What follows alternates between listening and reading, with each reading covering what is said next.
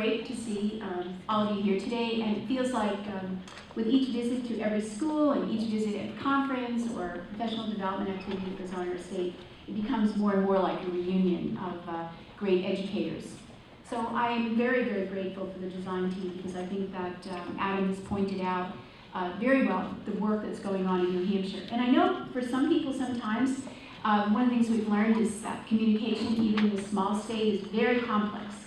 So we're really working hard at what many of you have heard me refer to as the 3 C's: communication, collaboration, and coherence. Making sense of everything that we do so the public understands the important work that professional educators do. In the last couple of years, one of the things that has continued to really take over my thinking, and that is what an amazing opportunity that we have as professional educators to transform our country, to transform our state. I know that Senator Kelly will tell you we go to hundreds of meetings a year, and people talk about the economy, they talk about the aging state, they talk about all these different kinds of things. But ultimately, at every single meeting, what becomes very, very apparent, that the process of transformation for a state's economy, for a state's success, is really in the hands of educators. We are the people that bring people to our state. And New Hampshire, as Adam said, is really a leader. And I know on a day-to-day basis you may say, well, I'm not really sure I feel that way, but I really want to take this opportunity to assure you that we are leading the country. And it is a process.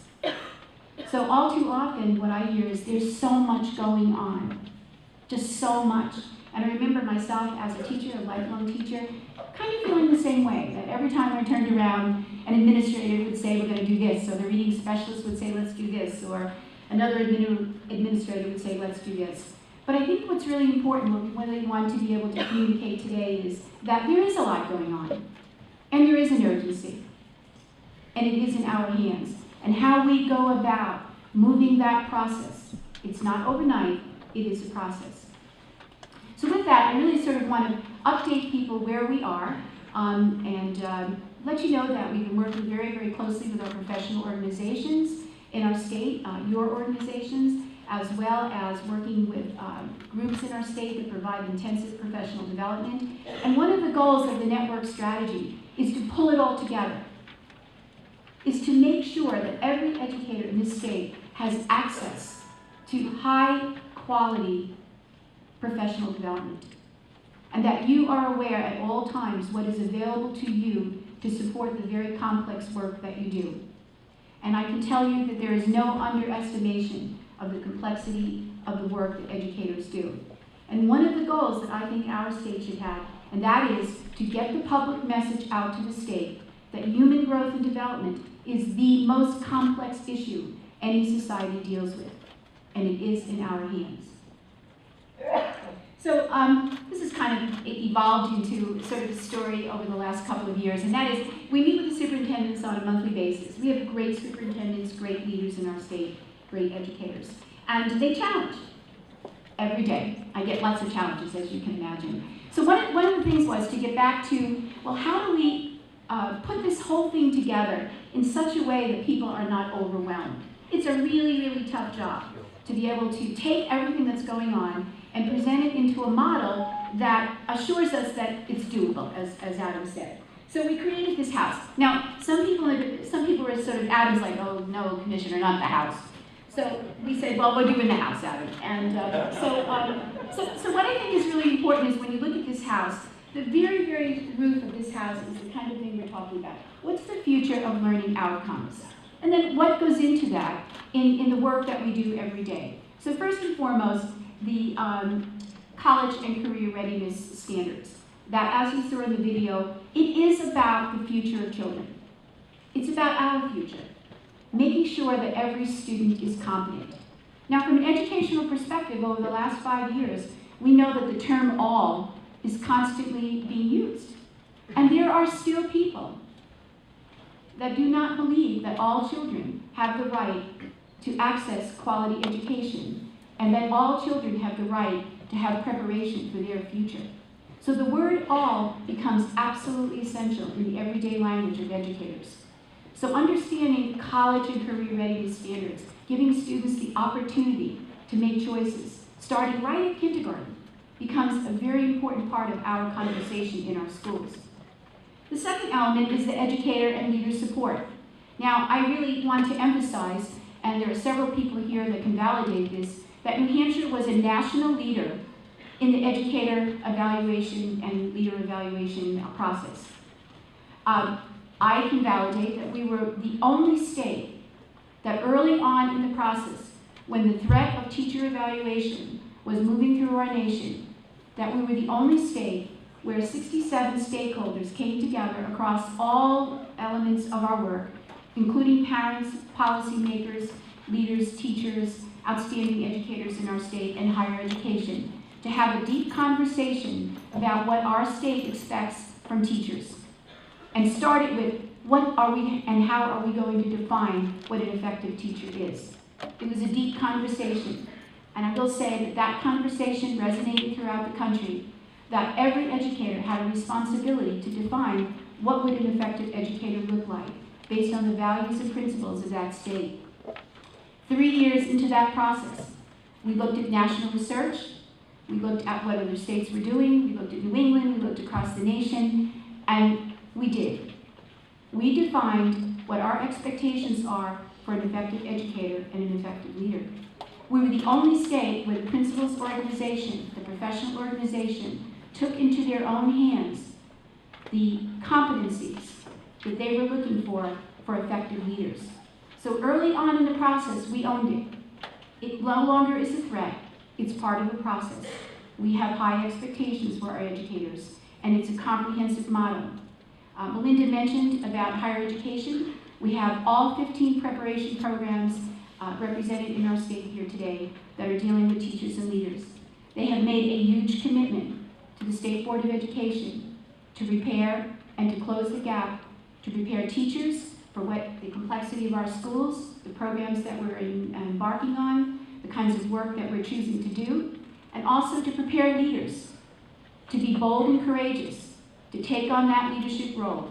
For me, that becomes essential because it's the leader in each school that sets that tone, sets the tone to not be afraid to try the kinds of things that you'll be talking over the next couple of days. It saddens me sometimes to hear people say, we stay under the wire because it's better not to let our community know what we're doing than to face the criticism and remaining in the old way of thinking.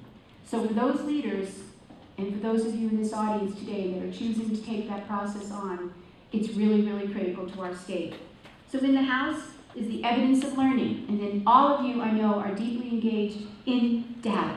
And I remember my first time kind of thinking about all this, using data, and it is overwhelming. So here we are, several years later, and now we're saying, well, not only are we using it, but we're deciding how to use it and what's really important. So it's not stacking up scores, it's not stacking things up, it's looking at the data and saying, what does it mean? Like every other profession. Part of this work is defining our profession, transforming educators, and like Adam said, we are the experts. We are the people that do the diagnosis of children. We are the ones that determine how they can succeed. And we are the ones that match the interventions that best meet their learning and growth. So this becomes critical, the data in the House. And then we have the, I'm not clear on this, I don't have my glasses on here. Okay, so okay, so let me just go through that, I can see it here now. So personalization, which we'll be talking about, student learning support, providing as much support as we can on every single level, not in the old traditional way. And then if we look at the bottom, we see the enablers. One of the enablers to keep this House structured is to look at the networks. How do we provide a statewide system where teachers can communicate, where they can get the kind of support, recognition, reinforcement, and look at new ideas, and importantly, knowing what's going on in our state, a state that is in fact leading the country. And the second part of that was the waiver, and I want to take 2 minutes. I know that many of you were involved in the waiver process. Some of you are here today as priority schools and focus schools. I really want to be sure that every person in this room knows that that waiver was a 1.5-year process of negotiation with the U.S. Department of Education. This was discussed on every possible level. Did New Hampshire want to begin to change the thinking of the people in our state that this year, essentially, New Hampshire would have close to 80% lowest performing schools in our state? That the public would perceive that close to 80% of our schools were failing. Next year, well over 95%, and in the third year, 100% of our schools were failing. And of course, you know that not to be the truth. The purpose of the waiver was simple. It was the ability for us to convey to the federal government that we were not willing to continue in No Child Left Behind and have our state believe that our schools are failing, that public educators who provide the basis for democracy were not able to do the job. So don't think that the waiver was an attempt to move away from the recognition. It enabled us to identify those schools, and Jenny Mosca, superintendent, said it very well last week.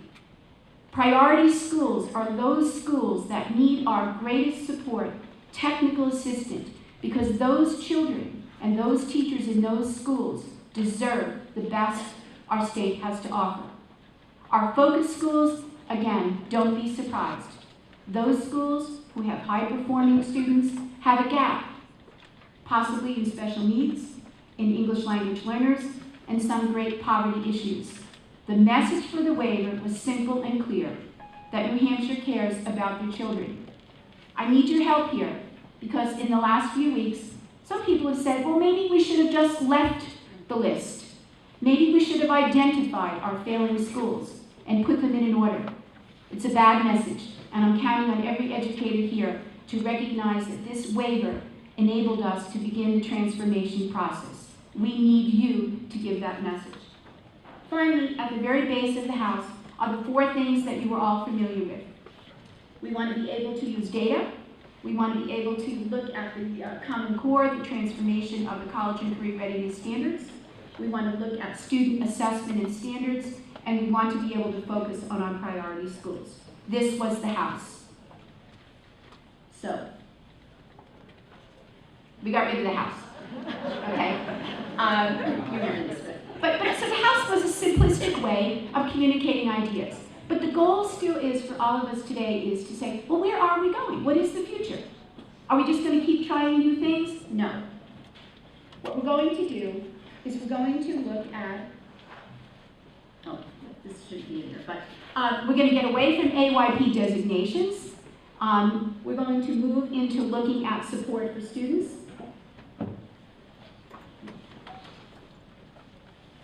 We're going to reward schools, Title I schools, and we're going to continue to provide support in the Common Core standards as well as Smarter Balance, which we'll talk about over the next couple of days. So, these are the things you're hearing. The New Hampshire College and Career Readiness Standards are based on elements of the Common Core. They're based on science, social studies, art, career and technical education, physical education, math, English language arts, and literacy. Our standards are based on whole child development. They are not just focused on math, reading, and language arts. We're talking about, and you've heard this so many times, but it's worth, again, think about it. Knowledge, the mastery of information. It will never cease to amaze me when we talk about having competent students. It's so simple. When I leave kindergarten, I'm ready for first grade. If we eliminate grade levels, it simply goes to, I'm ready to take on the next challenge. I am ready to master these skills. I am ready to take in new information. I have an understanding. That's what we're about, that every student has the ability to meet the competencies and skills necessary to be successful in their life. And you'll notice on the end, we've changed the word dispositions. And this gets back to some of the work that we've been doing with our policymakers. The term dispositions really was a problem for people because there was some kind of strange perception that we were controlling people. So we changed the term. If it makes more sense for people to have the notion of work-study habits or work-study practices, then change it. Make the language that we're using make sense to people. So I'm going to just keep moving this. Smarter balance, lots of people are worried. We all are. It's new and very, very different because it will challenge how we teach. That is the element of instruction. How we teach and the environment we prepare for children will determine their ability to think. And smarter balance is a thinking assessment. And I want to just share a quick little story. Several of you have heard this, and I'm sure over the next couple of years you will hear more. But I went to Warner to visit with the fifth grade, two fifth grades. A fifth grade student wrote me a letter and asked that I would come and visit his school. And so it was like 180 degrees. It was the afternoon, and you can imagine, so I didn't know what kind of audience. So I went with Superintendent Jerry Frew, and we went into the library. And here's all the fifth graders, all different sizes, some little, some big, and so on and so forth. So the first question, they're sitting very quietly, and the first question they asked, one young man asked, he said, "Commissioner," usually they say, "What do you do?" And that's a hard one to explain, because it's a hard job to explain. But he said, "What do you think of the kneecap?" So I said to myself, this is a plant. So I said, well, I don't really think much about the kneecap because we're going to change. And the kids all looked, and the teachers looked, and some parents were there. And I said, we're moving to something called smarter balance. And they all just sat and looked at me, and I said, well, what do you think smarter balance means? And I have to tell you, I only wish that I had a video with me because it just personified, for me, it put it all together. So one young girl raises her hand. She goes, and if you've seen the AT&T TV shows where they get the kids together and the kids are explaining concepts, it was exactly like that. So the student said, and she used her hands, and she said, well, smarter is like, and she just was reaching for that word, and she said, it's like you want to get smarter. and then a little conversation pursued, and the kids were all shaking their head. Everyone wants to be smart, and you want to get smarter. And then I said, well, what do you think balance means? And that I thought really was striking for me. And the student said, several students raised their hands. So I asked one student to respond, and he said, well, balance is like when you're riding a bike. You think it's your legs, but it's really your arms, your eyes, and your brain all working together to get balance to ride a bike. And all the students started shaking their heads. So I said, well, that's really smart, that's really good. So I said, well, here's a question from the Smarter Balance Test. And the question is that every 2 weeks you receive $20 from your family for the hard work you do at school and the work that you do at home. And you have to take 10% of that $20 every 2 weeks and put it in the bank. And they all sat there, they did this in their head, and they come up with a number. And I said, and then at the end of the month, you're taking a total of 40% from your total. 20% from your total. And so they calculated that all out. And I said, then if you multiply it over 12 months, how much money? And then they all just went into this amazing, it was like a beehive of interest and excitement. So they were all calculating, and then one little boy ran over and got a pencil and so on, and they came up with the answer. So then they gave the answers. And then I said, okay, so then at the end of the year, how much money do you put in the bank? And they agreed to the amount. And then one student said, and I think this sums it up for all of you about Smarter Balance. One student said, but Commissioner, at the end of 13 years, you still will not have enough money to go to college.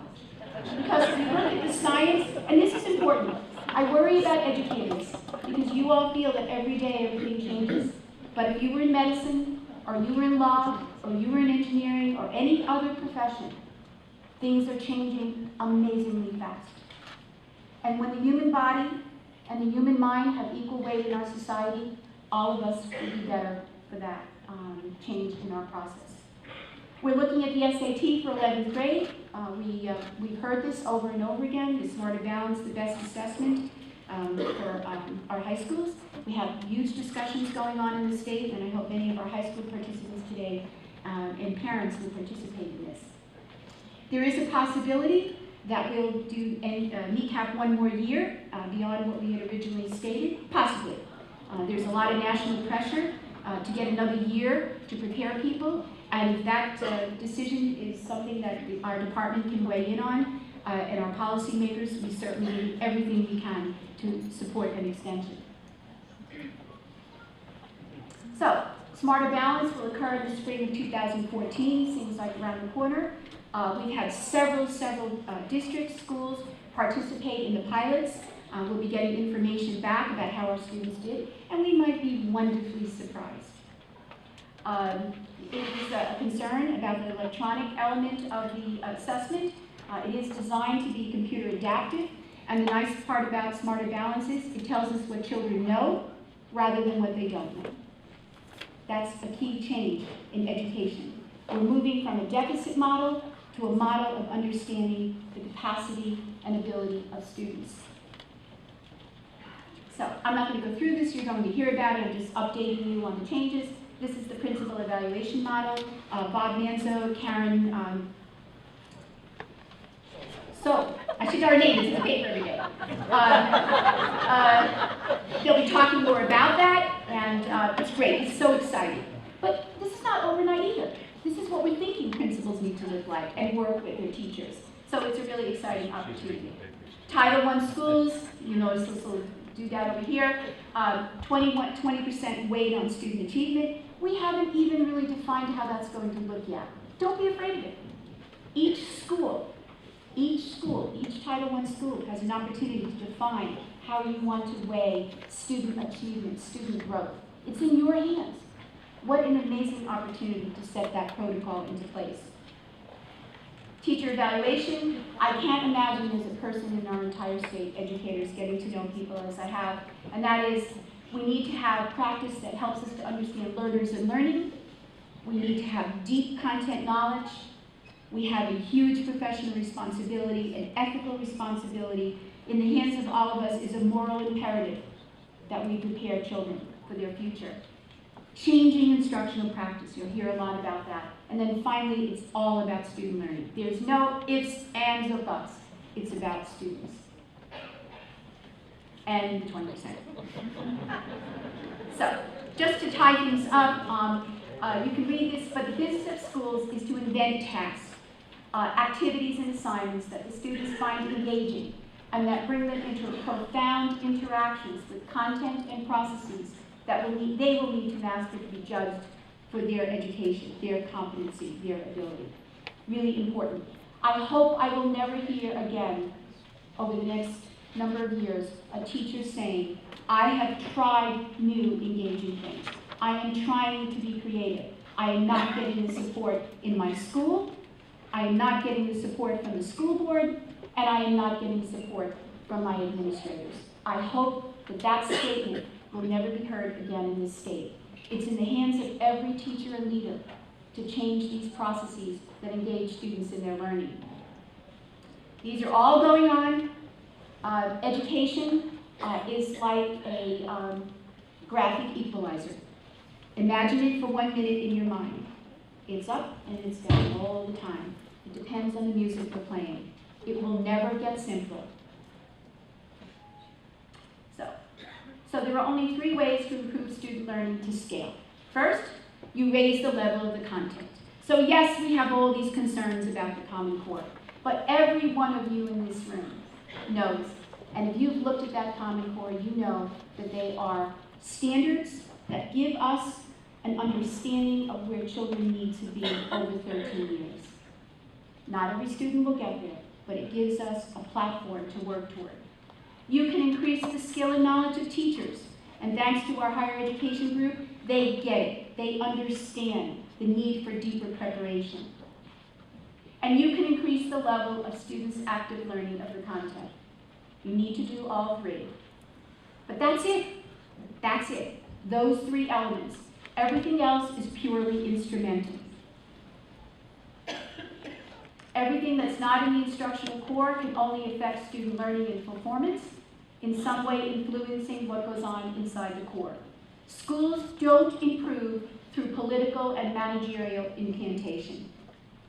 It's a sad day when I have to sit in Concord and listen to people tell me how educators need to perform. It's really in your hands. They improve, children improve through the complex and demanding work of teaching and learning.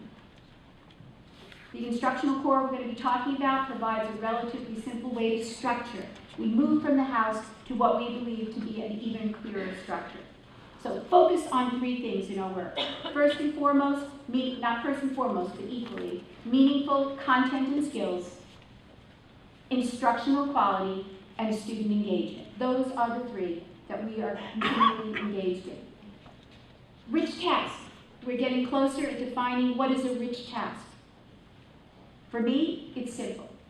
It's the quality and the performance of our students showing us that they're learning or helping us to understand their needs, and then finally using smarter balance to see if in fact students are learning how to solve problems, be analytical, be able to synthesize information in a meaningful way. The New Hampshire competencies, New Hampshire College and Career Readiness Standards, these are all the standards that we're using. They're floating continually through our mind. Knowing them like the back of your hand is absolutely essential. And talking about them together so that we can continually improve our standards is critical. Instructional quality, the evaluation. It'll be very fascinating over the next few years to see how this all works. There are researchers that believe in 1 decade, the whole notion of teacher evaluation will be dramatically shifted. It will no longer be about a report on a teacher. It'll be about the students. It'll be about schools, that children, it'll be about places, it'll be about environments that every American has an opportunity to learn. It'll all shift away from just a score. Looking at professional development, the induction process of supporting our entering teachers and leaders. I want to just put a little piece in here. We are the only profession that does not support entering teachers. We have a hard time placing our student teachers in the state of New Hampshire. It's very discouraging. They are not more work. They are part of us. They move the legacy forward. And I hope that the reports from our preparation programs and our accrediting groups will help us to understand how we can help our teachers recognize their role in the profession. And let me remind you once again, we are the only profession that doesn't engage people entering into the field in the important work that we do. And then finally, as mentioned before, the preparation programs. Their huge interest in filling that gap so that when students start that first day, when young teachers start or beginning teachers, they understand and they are beginning to understand the complexity of the work that we do. Student engagement, continued work in ELOs, it involves the community making a commitment. It involves our businesses making a commitment. There's a great deal of work going on in New Hampshire in this area, and I hope it continues. College and career ready, and finally, and not unimportant in any way, and that's the voice of students. You have a voice, your voice needs to be louder, and the voice of our students needs to be better understood. So all of our reforms are organized.